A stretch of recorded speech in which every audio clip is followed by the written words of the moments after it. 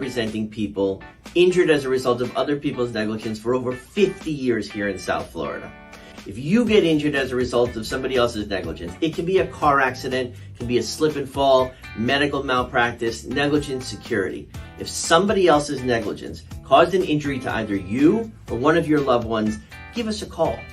Our phone number is on our page, our website is on our page, and our email addresses are on our page. Please give us a call for a free consultation. We'd love to help you. Let Zach and I protect your rights. Hello, everybody.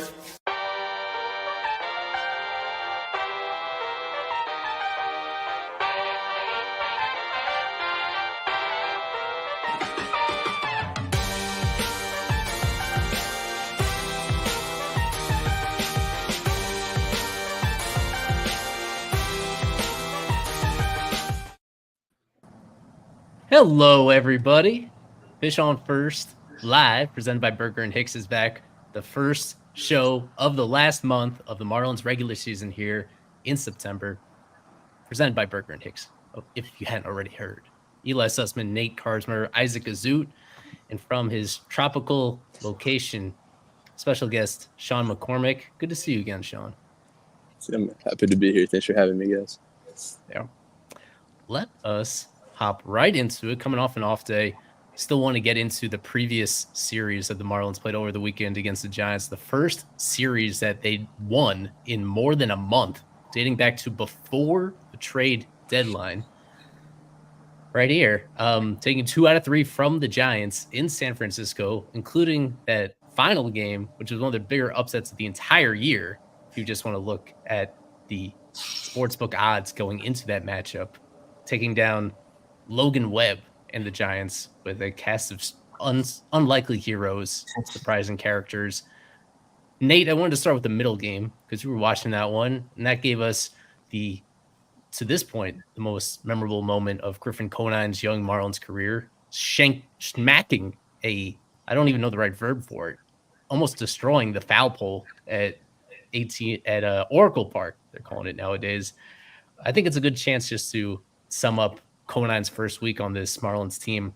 As an outlet, I feel like we were a little bit higher on Conine relative to others, but nowhere close to this high. For him to actually hit 300, OPS over 900, handful of extra base hits in his first week, pretty good first impression from it. Yeah, you really couldn't have drawn that any better, I don't think. Like you said, hitting 300 OPS and around 900. I kind of was I was kind of pessimistic. I wasn't really sure what to expect. Maybe him trying to do too much, maybe, strike out a little bit too much. But, when you start your career in Coors, it's kind of, you get the little settle in a little bit, get some extra boost from the altitude there. And he's really capitalized. You mentioned it. That game on Saturday, he got a fastball right down the middle to sum it up perfectly. And he might have left a dent in that foul pole in right field at Oracle Park. It was absolutely crushed. It was, I think, 112 off the bat. Maybe that might be lowballing there, but he's looked absolutely amazing. Just his ability really to stay within himself and just, like you said, crush extra base hits and not strike out too much. And just really, he got 2 more hits on Sunday, just really lead this lineup without trying to do too much. I've been really impressed by him.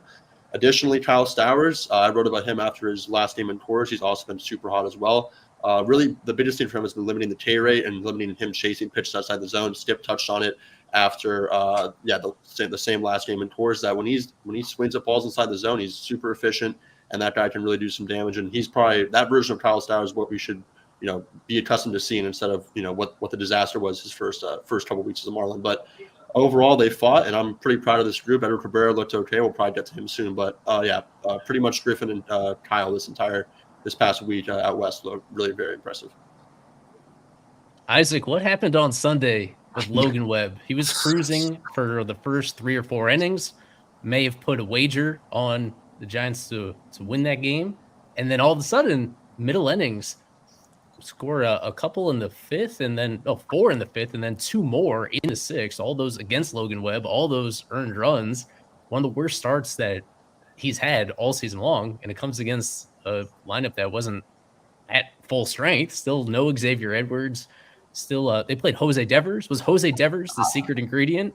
What made the difference for them to do that? Yes, it was. You took the words right out of my mouth. It was having to face Jose Devers 3 times, who put up pretty solid plate appearances against Logan Webb in his first start back in over 3.5 years. after missing many years with injury and being down in the minor leagues. But that game against the Giants, there's always one game a year where the Marlins just have insane odds to not win that ball game. I think they were plus 280, if I'm not mistaken, to win that game, which is the craziest odds that I've seen in a baseball game this year. And obviously, of course, Vegas always wins. They ended up winning that ball game. It all started in the 5th inning. Skate allows a couple of base runners, Logan Webb does, and then Kyle Stowers, who's Nate's written about, who Lewis has written about, just came up and hit one of the furthest home runs by a Marlin this season. I think it was 6th longest to the farthest, deepest, darkest part at Oracle Park. So that was really nice to see. And then the following inning, Marlins scored more, and they kept tacking on against one of the, like you said, Eli, one of the better starting pitchers in Major League Baseball. And on Sunday's game, what really stood out were the 9 combined strikeouts by Miami's bullpen. And it wasn't, the Tanner Scotts and the Andrew Nardis. It was Xavier Curry, Mike Baumann, John McMillan, and Calvin Fauché combining for 9 strikeouts over, 5 innings of shutout ball. So I think that was those 5 guys were probably the MVP of that day. Sean, I want to bring you in. Great transition there to the bullpen with my guy, John McMillan. And your guy, you did an article on him right after they claimed him off waivers. And maybe the very first impression, nothing too much jumped off the page. But for the last couple of weeks, he's been automatic in a small sample, already lighting up all his peripherals in there, using a ton of sliders, getting a lot of strikeouts, and inducing a lot of weak contact. Just to sum up what we've seen from John McMillan, because I already talked about him on the last stream. And I feel like they actually found a guy that could be a big part of their 2025 plans. What do you think? Yeah, he's been great. I saw him in person against Chicago, and he's been just slamming that slider. That slider's elite. He's been getting a lot of chase, like you mentioned, striking a lot of guys out, getting weak ground ball contact too. So he's been great. I think Peter's been claiming a lot of guys recently, and out of all of them, I think him and Curry maybe have the best chance to stick around for a while. I've also liked what I've seen out of Curry, but McMillan's been great. I think the only worry is that fastball is not as it's not throwing as hard as he did last year. Yeah. But even with that, his slider up percentage has gone up, like I wrote about. I thought they would do, and it's been playing. When you have an elite pitch, that's like an 80-grade pitch. I think you should just always spam it. He's allowed 1 hit off that slider so far in 20-something at-bats that have ended with a slider to this point in his Marlins career. Nice work, Mr. Peter Bendix. Nicely done, Mr. Peter Bendix, right here. Well, we're going to get into more of the stuff when we bring on Kevin for the press box report. They made 2 more waiver claims yet again today. This team, man, it never stop with the carousel of bullpen guys to fill out. And I didn't even have enough characters to fit it on one line. Lake Balker, a right-handed reliever, and a lefty, Anthony Veneziano. Veneziano has a little bit of big league experience. Balker is one of those guys that got called up for a day or two in San Diego, but it got sent down without actually appearing in a game right there. So these guys have minor league options. They're not with the team right now. To this point, I'll stick with you, Sean, because I guess you have some familiarity with Veneziano right here. What can you possibly tell us about him and what he provides potentially? Okay, well, I'm pretty sure in the minors he's had some starting experience. I'm pretty sure. I know he throws a few pitches, nothing like stands out that's incredible, but I think he has a history of inducing some weak ground ball contact. I'm pretty sure he has a pretty nice slider. I think he's more of a sinker guy over fastball, but maybe he's a guy that we could stretch out 2-3 innings out the bullpen if needed, or even some spot starts if he sticks around. Who really knows?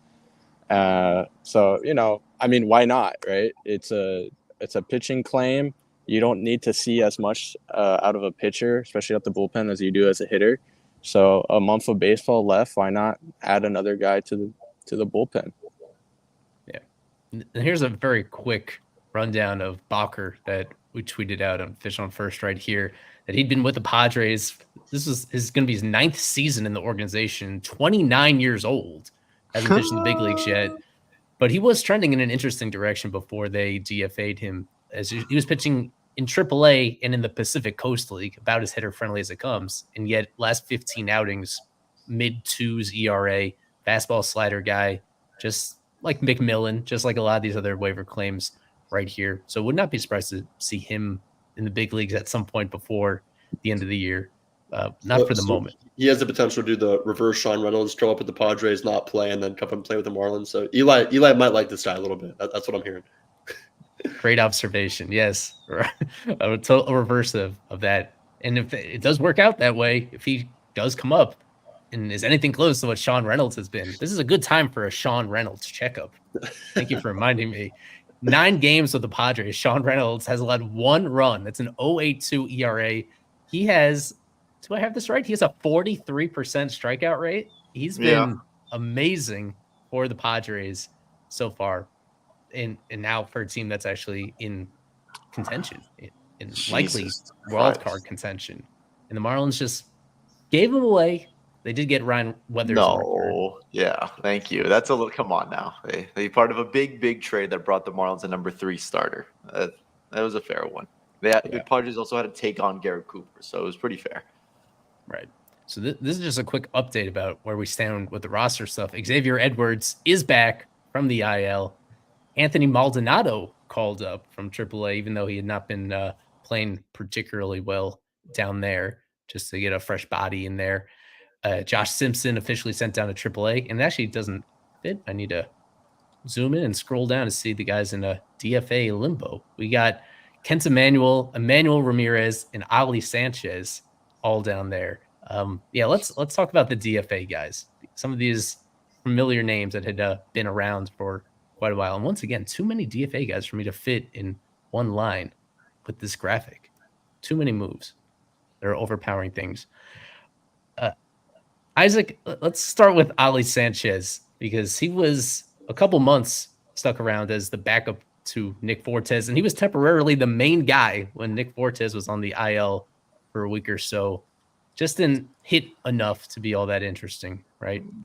No, he did not hit that much. I didn't love the defense behind the plate either. I didn't love the arm that much. And boy, when you say not hit enough, like people complain about Nick Fortes' lack of an offensive impact, but boy, between Ali Sanchez and Johnny Pareda, this has got to be up there with Alfaro and Leon and with Jeff Mathis' seasons. This is some of the worst offensive catchers that I've ever laid my 2 eyes on. No discredit to Ali Sanchez, very nice guy. I actually spoke with him for a little bit when the team was here a couple of weeks ago. But yeah, it's good to see the Marlins back with Fortes and Pareda still there. So now they're back to 2 catchers.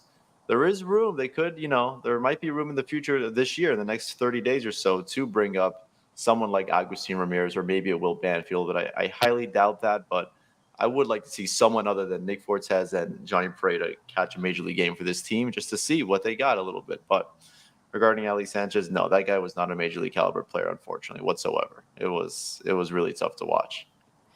He'll always have this. He'll always be able to. Well, not always. I should say that until somebody challenges this. For the foreseeable future, he can hang his hat on being the only catcher in Marlins history with 3 hits, 2 steals in a single game. And he just did that last week at Coors.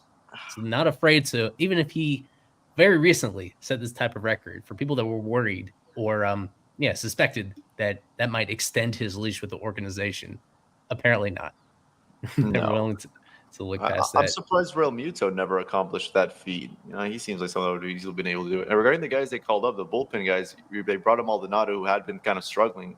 I was looking to see why it's not Elvis Alvarado time, but boy, that guy just walks everybody. So maybe they're waiting until next year to give him a fair look in spring training, because I thought he would be the next arm up here, but fortunately not. Yeah.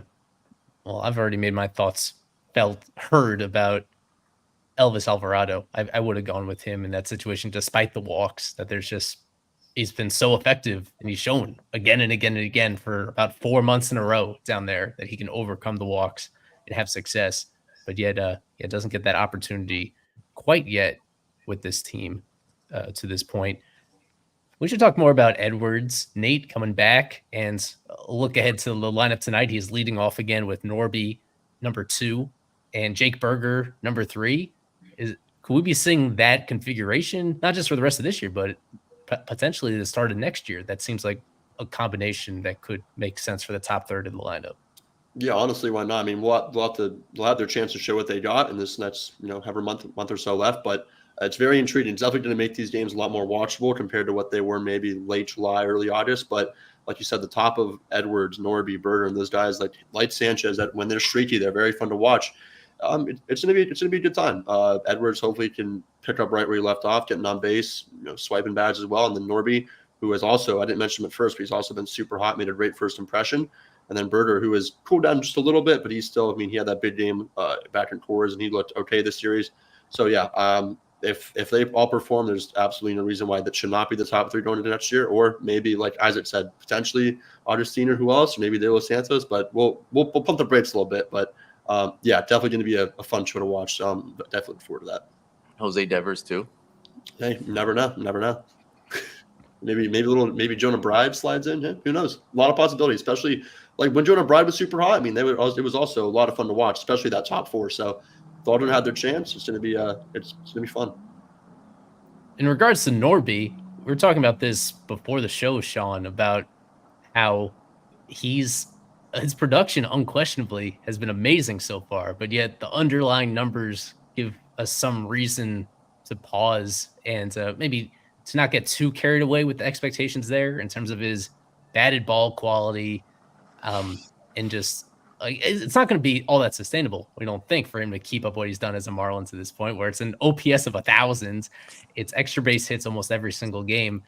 Like, more specifically, what are like some of the concerns you have about him, at least on the hitting side, that you think could bring his numbers back down to earth? Yeah, forward? it's just the batted ball data, and I know this year, specifically in the minor leagues, his chase rate jumped up higher than it ever has been in the minor leagues. But I truly do believe, though, obviously he's not going to have 1,000 OPS. He'll probably fall between, like, the 780 to 800 range. I really do believe that. I just think he's a guy that he's always shown the ability just to out-hit his numbers. I think he just has a knack for getting on base. He has a knack for I think he's like a clutch gene in him. I really liked what I've seen out of Norby. I've liked his quotes. He seems really committed. And, so the data is interesting to see, but I think there's always a guy or two that just seems to do better than what their data might suggest. So I actually think that's pretty it's pretty nice to see, actually, something like that, where it's, you can kind of wonder, why is he doing so well. I think it's cool. I've always liked guys like that personally. I think it's cool, actually. Yeah. And there are examples of players who are, they're outperforming their metrics and their numbers, and then they really fall back down to earth. But with him, like, he's definitely not going to be OPSing 1,000, but he just looks like just such a comfortable hitter at the plate, where no matter who he's facing, whether it's a tough right-handed pitcher or whoever it is, he just puts up consistently good at bats and makes the pitcher throw a lot of pitches.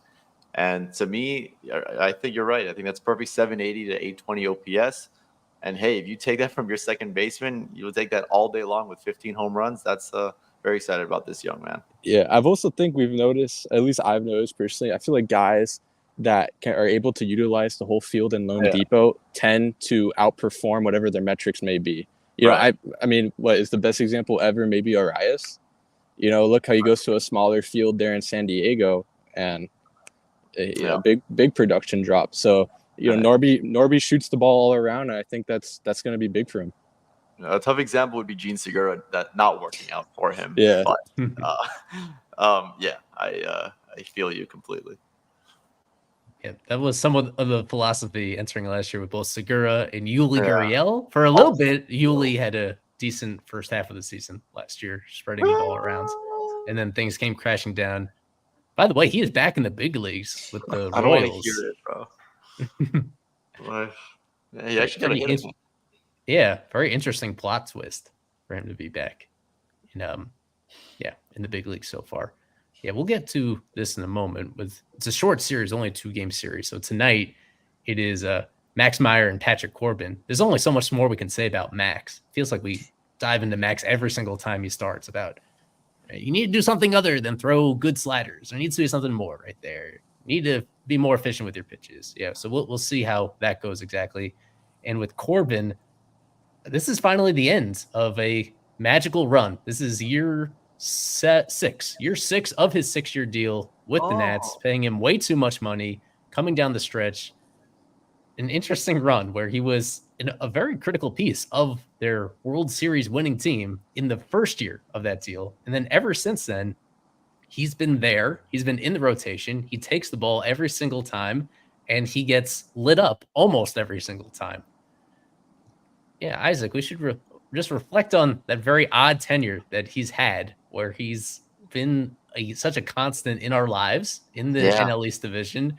And this might be the end of it, where he's still making starts now for a team because they're out of contention, because they're paying him, and because he's healthy, and they lack other healthy alternatives right now. Yeah. But very, very bizarre outcome for his Nats tenure these last 6 years. Yeah, I was talking with some guy at the golf course the other day who kept saying, why don't they just cut him? Like, they're just cut him. Like, they're as bad as he is. And he is, objectively one of the worst starting pitchers in Major League Baseball over the last 3 years. But there is some value in having a guy make every single start for a team that, at times isn't very good. And wow, I just can't believe it's already been year 6. This is the year 6 of that contract. Because coming out of Arizona, even his first year with Washington, he was really, really good. One of the better left-handed pitchers in Major League Baseball. He was infamously almost traded to Miami in that Jose Fernandez trade that David Sampson likes to talk about. Yeah. Glad that one didn't end up coming to fruition. But yeah, Patrick Corbett, I believe that game against the Dodgers, he shut out the Yankees for 6 innings. But there was a game before that where it was the only game all year that he was a starting pitcher and the Nationals were favored. The Nationals are underdogs in every single one of his starts in 2024. And I believe that trend goes back all the way down to last year as well. So it's just been an absolute horrible. He leads the league in 2020, leading the league in hits allowed. But from all what I see, he's a really nice guy, unfortunately. But yeah, it's going to be his last few starts with the Washington Nationals. Hard to believe.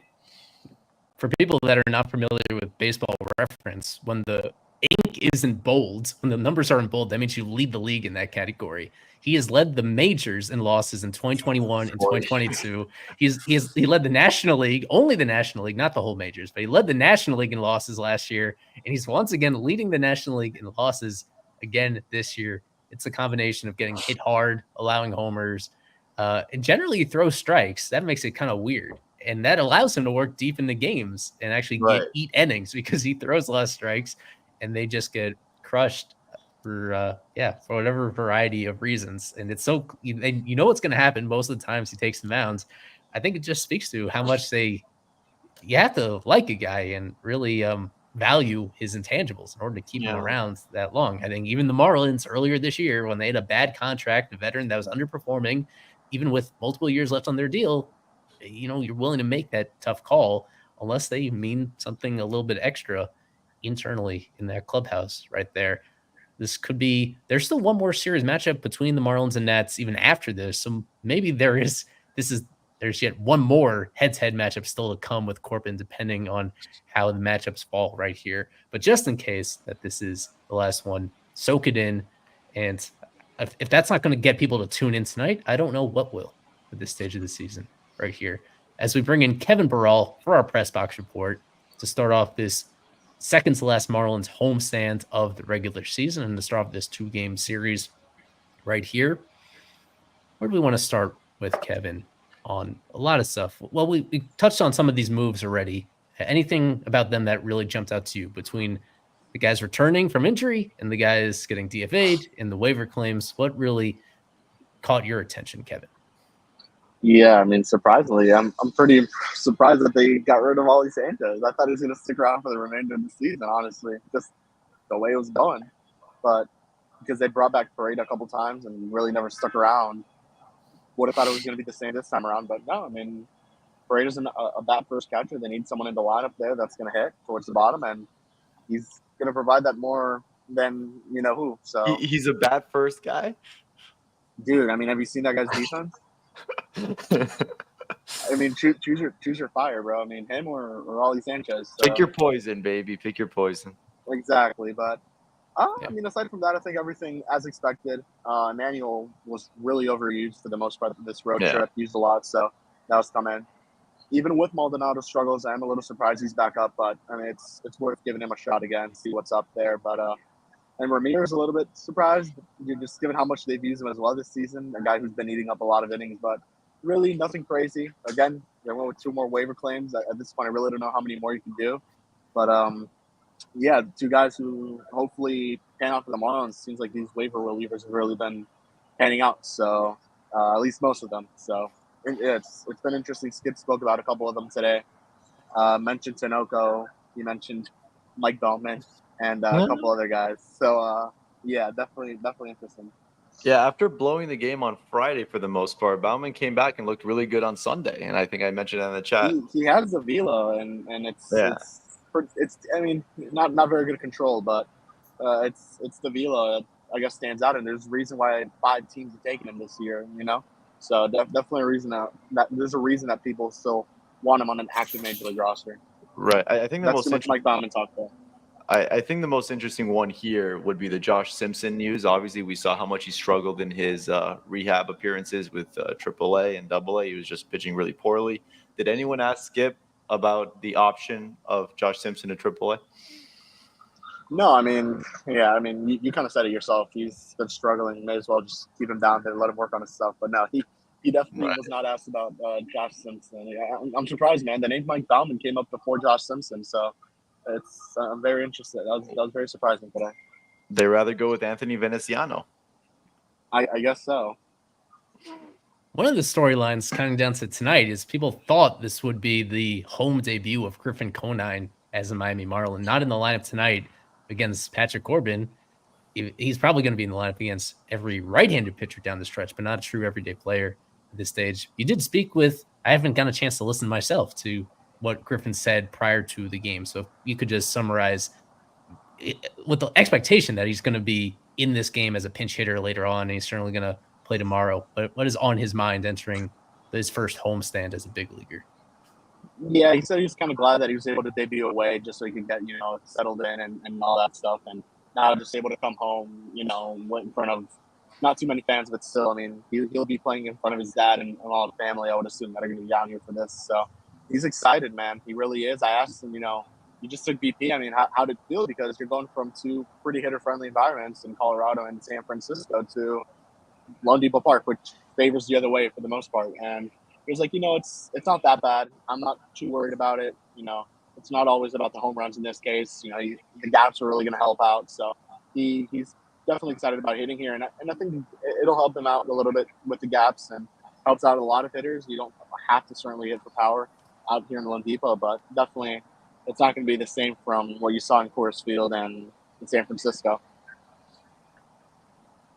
Let's also get into the injury report that put out prior to the start of this stuff. A couple interesting things pop up on here for the first time. Sandy throwing his 400th bullpen session during his rehab from Tommy John. He must be going crazy having to do the same thing every few days constantly without actually working towards a game appearance on the stretch, but still good, still progressing on his way back. Anthony Bender, back to back tonight and tomorrow with Jacksonville. So that tells me that he should be back in this Marlins bullpen by the weekend. So another corresponding move coming on the horizon. One of these pitchers to make room for Bender, assuming that goes well. The big stuff here, Braxton Garrett and Ryan Weathers. This looks like a very clear indication that they are going to be back with the big league team before the end of the month. Don't you think, Kevin?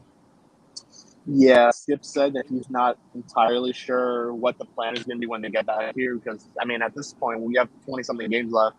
Not going to be going out there for too much. So, we'll see what the plan is. I mean, at this point, you would just kind of like them to build back up as much as they can at the major league level.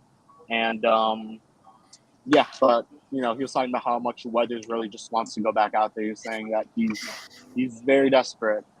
I saw the 6-1. I took it out. I had it on there and then I took it out. But he's thrown bullpens in Jupiter for those who care. But no,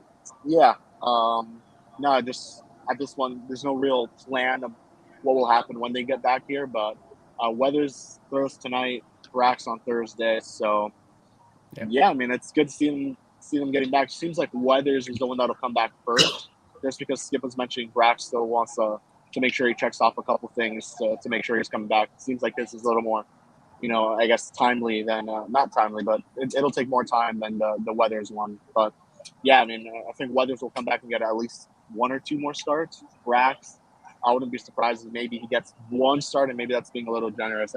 I think maybe you have nothing to lose at this point by throwing them out there, but at the same time, not really worth putting them out there to, who knows, get shelled or get raked at that point. So better just play it safe and allow them to get a couple more rehab starts in low A and then possibly triple A. Yeah, with Braxton, just such a tough year for him, man. Ever since spring, even in spring training, he was just not 100% almost right away, and just been dealing with injuries and ineffectiveness all season long. I think with him, you just let him go into the offseason on the IL during rehab. I don't know if you rush him back at all just to make that start. Ryan Weathers, I definitely see some value in letting him make that one final start in the big leagues and go into the offseason fully healthy. But with Braxton, it was just such a tough year that I would just let him go, have the entire offseason the rest of the way, maybe have some more rehab starts in AAA. And I'm sure he'll do some expanded spring training next year as well, because it's going to be a tough one for him. But exciting times nonetheless. Yeah, and I think the only other one to note that's not on here, you guys mentioned X got activated today. They're asking, what's going to be the plan with him, because obviously a back injury, maybe take that a little. Didn't get into rehab assignment either. So, but the plan is to play him out there every single day. I mean, they have 20 games left. Skip said, I need to see what the organization needs to see what they have in him at shortstop. He said it's been a pleasant surprise at shortstop, is what Skip mentioned.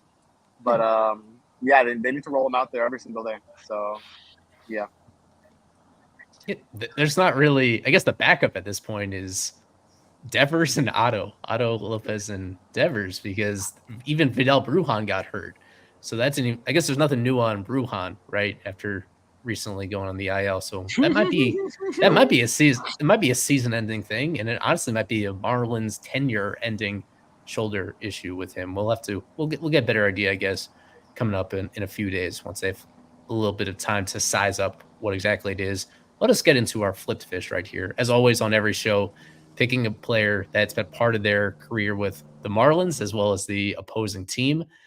And in this case, I think this is the very easiest one that I've come up with this entire season so far. I rate this a 0.1 out of 10 in terms of difficulty. It is a catcher from Puerto Rico who put up very good numbers during the course of his career right here. That played for both franchises during his career. I don't think you need to dwell on it much longer. We'll go straight to break. On the other side, the reveal. We'll talk a little bit more about the Nats, a little bit more about September call-ups, etc. here on FOF Live, presented by Berger and Hicks. We have been representing people injured as a result of other people's negligence for over 50 years here in South Florida. If you get injured as a result of somebody else's negligence, it can be a car accident, it can be a slip and fall, medical malpractice, negligent security. If somebody else's negligence caused an injury to either you or one of your loved ones, give us a call. Our phone number is on our page, our website is on our page, and our email addresses are on our page. Please give us a call for a free consultation. We'd love to help you. Let Zach and I protect your rights. Welcome back. And Sean, as our guest, please tell us who this is. I don't. Push Rodriguez. It is Ivan Pudge Rodriguez. Just one season with the Marlins, a spectacular one. Was it 1 or 2 years with the Nats that were not as spectacular, but that was at the very end of his career. He must have been late 30s, if not 40 years old by the time that he was with the Nats. Stuck around long enough to be with them, but not really make much of a positive impact at that point that he had in his career. Let's see. Anything else that we want from Kevin while he's on here from the ballpark? Just a 2-game series right here. Did you say? I think it's worth noting that. Wait, really quick. I don't think the Marlins have beat the Nats this year, so they may have a chance to do that. And you guys know the last couple of years, it's been the other way around. So if they have a chance to do it, I guess it's today against Patrick Corbin, who the fans are filling in the seats right now to watch him and Nasim Nunez for a potential pinch hit and late in the game. That's right. Well, Nasim was back here already back in April, but now he's back here as a guy that's a league average hitter at the big league level across 30-something plate appearances. He's a veteran at this point. Hitting 296, but also slugging 296. So he's around here. I didn't see him, but I think I did see him. He was taking BP, not very far, but wasn't hitting it very well. But it's okay. You're muted, Isaac. 5 stolen bases as well for Nassim. Hey, man, he'll pinch run late in the game today, probably. Who knows? I was How just mentioning. many at-bats does he have on the year to games? Yeah, 34 plate appearances does Nassim Nunez have. 34. That's crazy. That's crazy. And there's one thing on Pudge. He did spend 2 years with the Nationals. And fun fact, he was in the starting lineup in the last game ever played at Sun Life Stadium against the Marlins. As a member of that. So I thought that was fun. Maybe I thought it was more than you guys. That is cool. Please follow Kevin for all his coverage throughout tonight's game. And thanks a lot for your insight and reporting as always. There he goes. Now that he had me pull this up, man, it has been shocking that they have to this point they've already clinched a season series loss to the Nats by losing 7 out of 13 total in the first 7 in a row. The one that jumps out to me is the one with the highest scoring one, that 12-9 loss, where they got off to a big lead early on. It must have been 7-0 or 7-1. Ryan Weathers was on the mound, and Ryan Weathers at that point in the year, you felt pretty good about him protecting a big lead like that, and it all falls apart almost immediately in the middle innings right there. They end up losing. That felt like a rock bottom, and honestly, I guess you could say that it wasn't, that it would get even lower building up to the Arise trade a couple days later. That was to finish off the sweep at home. And I remember that Bendick spoke to the media either that morning or the day before. And he was trying to assert that things were going to be all right and things are going to turn around. And then they have a game like that where it was, I think, even to this point, the biggest blown lead that they've had in 2024 right there. Any of these other games, Nate, that jog your memory just by looking at the names and the scores? I was also going to touch on that series in mid-June. I think that might have been one of the lowest points of the season as well. Going to Washington, and you maybe thought that they could just that might have just been a fluke in Miami, but no, it got even worse, getting outscored to 15-2 in DC. And the middle game really sits out to me when DJ Hurst escaped his appearance from Breaking Bad and decided to shut down the Marlins for, what was it, 6 or 7 innings. That might have been the lowest point, I think. I didn't watch much of that series. I did watch the first and last one, but I did not watch that middle game, probably for the better. But yeah, that was certainly something. So hopefully the Marlins can at least pick up one in this little short 2-gamer in Miami. Yeah, that I do remember. Strikeouts by DJ Hurst that game. 13 strikeouts. He balled out. I couldn't believe it. I didn't know who he was. I said he looks like Todd from Breaking Bad, like identical to him. The lefty is just pumping and he made the Marlins look terrible. And then, you mentioned that Peter Bendick spoke to the media before the 12-9 game. Everything's gonna be fine. 7 days later, traded Luis Arias to the Padres. Just crazy. This has not been a pretty year. Jeez. Guys, can I ask a question real fast?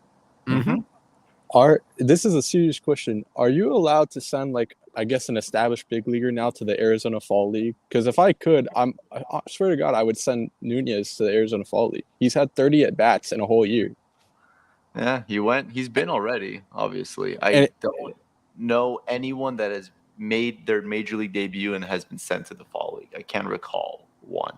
I know there's people that's made their debut, but a full season, I don't know. Because let's be realistic. He's facing AA, AAA pitchers in the Fall League. He's not going to do that much better than he'd do in the major leagues, right? Half of his hits are grounders to third base that he outruns because they have Jonah Bride playing third base. So I'm being serious. Yeah. I would if it's allowed. I would.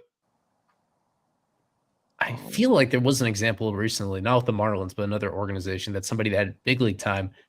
To your point, not somebody that had a full year on an active roster, but somebody that had gotten called up the previous year briefly and went down there. We're getting close to finding out fall league assignments for those interested. A few of those have already begun to trickle out. Nassim won the Marlins sent him. He wasn't MVP. I mean, he played a lot. He actually did not play particularly well, if memory does serve. He was a below average hitter over there when they sent him a few years ago. Maybe was it just last year that they sent Nassim? Yeah, he was MVP of the Futures game last year, I think. Right. And JJ Bleday was Fall League MVP, if I'm not mistaken. The last thing I wanted to say on this is I was reminded that that Luzardo game on the 16th, that's the last game that Luzardo pitched this year. Yeah. When he woke up with that bad back and he pitched through it. Didn't do especially well. He kind of gritted through 5-ish innings of 3-run ball, and we have not seen him since, and we are not going to see him until 2025 right there. I wanted to pull up the standings. Might surprise people that the Nats and the Marlins are back-to-back in terms of having the second and third worst records in the NL. It doesn't feel like it. It feels like the Nats are in a much better place, or a sexier place, at least in terms of their current roster, than the Marlins are.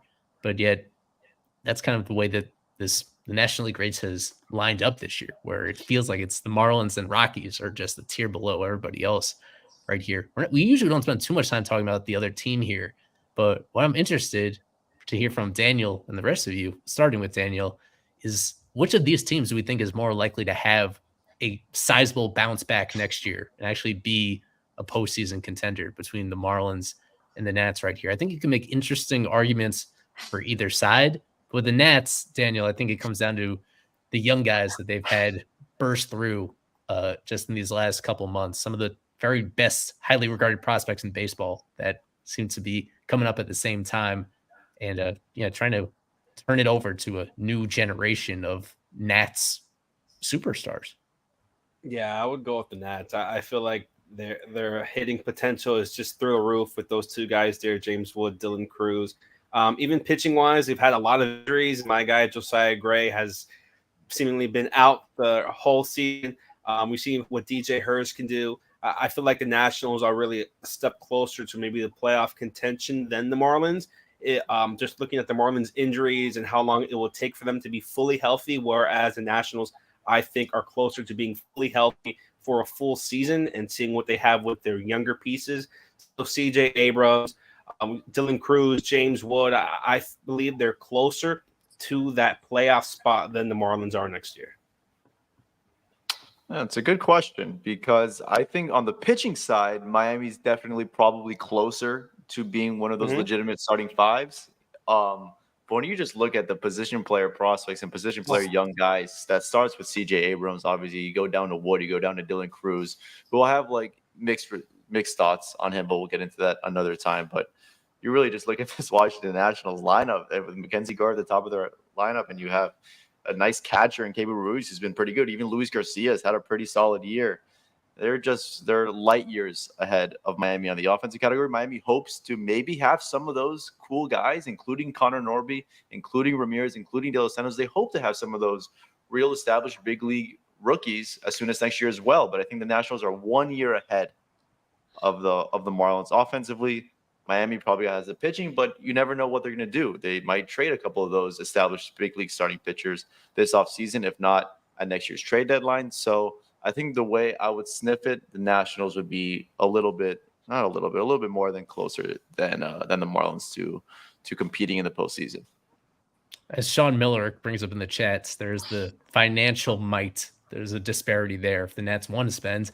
As we talked about earlier, with Corbin coming off the books and a lot of his money coming off the books, they don't have a whole lot of contracts on it aside from deferred money. I think they're still paying Max Scherzer for a bunch of years.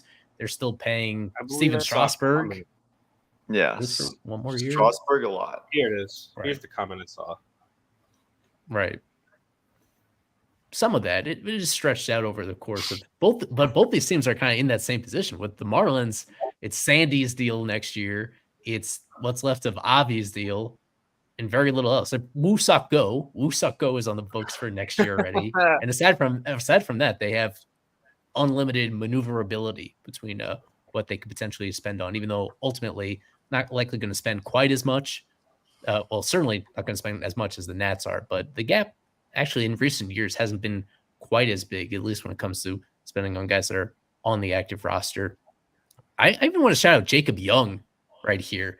He's one of these guys that you see all the blue on his page, but just watch him play, and he's an enormously impactful player. He's one of these guys that every time I watch him, it's always an infield hit and a stolen base and a run scored when he's at the plate. And then defensively, he is, by some measures, he is one of the very best defensive outfielders in all of baseball. right now. So he gets overshadowed now by James Wood and by Dylan Cruz, but he is their best defensive center fielder moving forward if they actually want to keep him in that role. That's a nice piece that they've been able to find here. With the Marlins, there's so many of these light-hitting outfielders that they've cycled through in recent years, whether it's their homegrown guys or these waiver claims. But this is kind of the most pure example of what you're looking for when you're talking about a speed and defense-minded center fielder right there that doesn't need to hit the ball hard just because he creates runs and he saves runs in so many other ways right there. So in this series, and then for the next however many years, keep an eye on Jacob Young, a guy that they certainly did not have the same expectations for as some of these other guys. I imagine he's he might be leading their team in WAR this year. I want to double check that right now. I think that's true. He is second only to CJ Abrams on their team in Baseball Reference WAR this season. He leads the team in stolen bases. And he leads the team in stolen bases, a team that, as a whole, I believe, leads the majors in stolen bases this season. That's been another defining part of their style of play. And so another reason why I think the vibes, people are excited in DC just because they have an identity when it comes to stuff like that. Anybody else in here, Nate, that we haven't touched on that you want to bring up that you're interested to watch these next couple of days? Well, of course, you have the big two, Dylan Cruz and James Wood. I mean, just what those guys would possibly do as a duo for the next, however many, maybe a decade long in DC would be. It's pretty scary, as someone that enjoys watching the Marlins. But two really, they're just both fantastic players. Joey Gallo, who's I forgot he was even on the Nationals. To be honest with you, he really could. That right field porch, you could put one out, especially against Max Meyer, who's really insane. And then, of course, Hubert Ruiz, who's been kind of a little mainstay in this Nationals lineup that's had a lot of new faces every year pretty much. But he's a pretty solid bat. So I'm not really the best hitter, but a little bit better defensively. So and going back to the question earlier, it's really, I mean, I took the Marlins to win 80 games this year, so I'm not trying to lean on the positive side that Miami could have a better team next year. But like TP Joseph mentioned, you never know with these prospects. He brings up Carter Kieboom, who was very highly touted, and he ended up being pretty awful at the big league level. So I'm not saying that James Wood and Dylan Cruz and all these guys are going to be bad, but you just never know. Miami gets back a ton of pitching next year, and who knows? Maybe Connor Norby and Xavier Edwards keep doing what they're doing. Obviously not 1,000 OPS Connor Norby, but pretty sturdy guy. And then with these guys they bring up, who's to say? But I think it is a really fascinating question. And I'll look on the Marlins side, as referenced earlier, that top three in that order between Edwards, Norby, and Berger. Highly likely that we see that the rest of this year, and I think that's the current betting favorite in terms of the alignments heading into next year as well, to have those three in those particular positions moving forward. And then everybody else, there's a lot of interesting things I could do here. Jonah Bride still betting in the cleanup spot right there. And Kyle Stowers in there against a lefty, but as I mentioned, Griffin Conine is not. I want to bring up Christian Pache. Man, I mean, what more are they waiting for with him? Like, I think it was worth the flyer to take on Christian Pache at this point, but he was worth the flyer when the Phillies got him, and he was worth the flyer a couple of flyers ago. But at this point with the Marlins, when you have Derek Hill there and you have Stowers who you can kind of fake it out there, and you're bringing up guys like Conine who are filling up outfield spots, maybe not center field spots, but they're filling up outfield spots. There's just no room for this guy, and it's not like he's incredible defensively either. I thought he was, and he really has underwhelmed me a bit on the defensive side of the ball a little bit. But if you ask me, I'd rather see Kyle Stowers play center field. Derek Hill at least has some power, especially after the series he had in Colorado. I don't know how you don't give him the start against a lefty like Patrick Corbin. But with Christian Pache, it's going to be a fun trivia question in a decade from now as to where he finished his major league career, potentially. Right. Rest of this group, I did want to bring up because it has come up in the chat a couple of times about the catching situation, and they have now replaced Ali Sanchez with Johnny Pereda, which is it's a thing you can do. I don't know if it's an upgrade per se. It's just a different face right there. People are wondering about Augustin Ramirez, by some people's accounting, the best position player prospect in this organization, if not among the very best to this point. He's hitting solidly at AAA right now, certainly compared to these other alternatives that they have down there. He's already on the 40-man roster to this point. There are defensive concerns. Does it matter so much if he's working on those in AAA versus whether he's working on them in the majors? Yeah, I think you can make the case both ways here. What do we think about? I guess I'll go to Sean when it comes to Augustin Ramirez. What should the Marlins do with him these final few weeks of the season, between just letting him keep going in AAA or just giving him a taste to the big leagues down the stretch and have him and Fortes split time there? I believe, he's been doing well in AAA. I think we should just call him up. Literally, why not? We're not playing for anything. There's 20 games left. Why not call him up? Maybe you'll get an extra 500 fans in the ballpark or something, right? Like, just, I don't know. Why not, right? It's 20 games left to see what he can do, see how he looks behind the plate, I think. Is a pretty, I think we kind of know what to expect offensively. Obviously, in the major league, it's going to be different than in AAA, but behind the plate's just as important, especially for a catcher. So get him up there with the big league staff for 20 days and behind Fortes, who is a really good defensive catcher. Just, I don't know, just a nice little cup of coffee in the big leagues. If we're going to play Johnny Peretta, we might as well. Yeah. I don't think that this is the reason, but his strikeouts have ticked up a little bit over the last 2 weeks or so. He has hit a tiny bit of a funk. I wouldn't even say a funk because he's still hitting, but his OPS over the last, 15, 16 games, well below 700, striking out mid 30%. So I don't think that's why they're not calling him. I think they probably have decided whether or not they're going to or not. But I'm with you, Mr. Sean. I would see no problem with having this already on the 40-man guy come up and start getting acclimated with some of these pitchers who we might catch at the beginning of next year at AAA. Who knows? But I would definitely have him up here. I'll put out an article on this, I think, tomorrow, just looking at the pros and cons right here. I've been pretty critical of him. I just cannot ignore it. I see it every single time I watch him catch, that his receiving is – there's just nobody in the big leagues that has as much trouble receiving and blocking as he does, in my opinion. It's so noticeable, even when there's nobody on base and it's inconsequential. There are so many moments where it's both his technique and somewhat of a lack of athleticism when you combine them, that so many balls get deflect off his glove or get by him entirely. And I worry what that looks like when he's catching major league quality stuff instead of just AAA quality stuff. At the same time, the team is not playing for anything. And like the ramifications of making those mistakes at the big league level, they're not there. The only possible consequence is embarrassing yourself or driving the pitchers crazy and getting them like, I don't know how much it's an honest, open question that I don't know the right answer there. But those are the things I'm concerned about, between just whether it actually backfires for him to get that experience if he's just not ready technically wise receiving the ball, and also how it could maybe strain your relationships with these pitchers if it's leading to extra bases and extra runs, whether they're earned or unearned, leading to extra run scoring because he's having trouble with this aspect of the game right there. But it's fascinating they're willing to make that big investment as the headliner of the Jazz trade to bring him in the first place, because they felt very high about him. If you're willing to do that, then this is nothing new. They knew what they were getting with him, and they still valued him extremely highly right here. So it's a fascinating situation.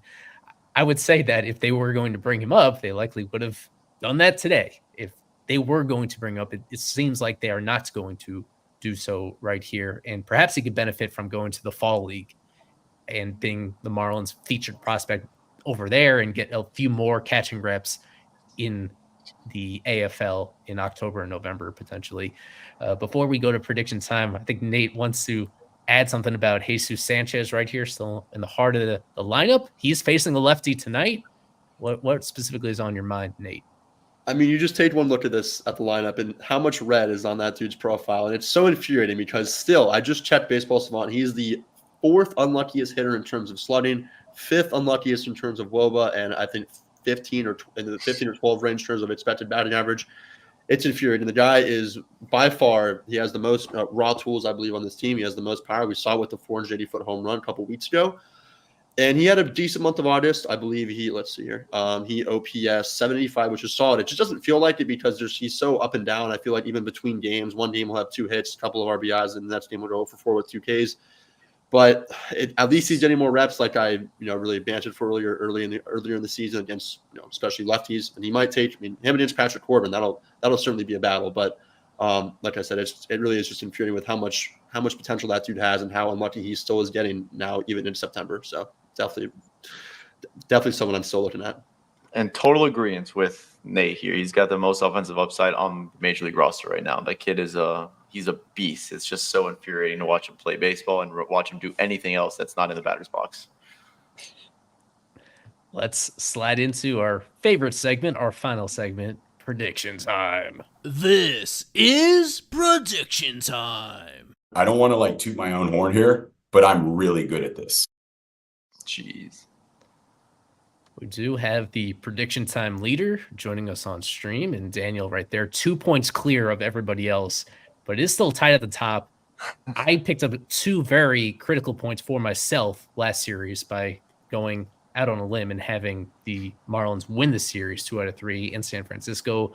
Our staffers, our super subs, our stream guests make these predictions. How many games the Marlins will win? Who will be the series MVP? It could come from either team right here. Remember, only a 2-game series so far, either a sweep or a split over the next couple games.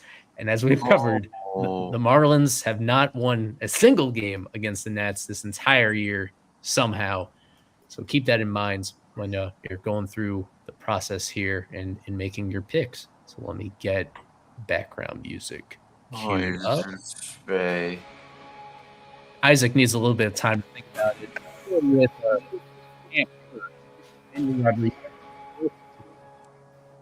all right, I'm going to make this quick. Marlins do pick up a win. Series split. Mackenzie Gore is my MVP. Nate Karsmer, go ahead. The Marlins will finally get over the hump. They will pick up 1 win this series, and they'll split. The only guy we didn't talk about during lineups is Otto Lopez. That dude's finally been having a really good, past couple weeks.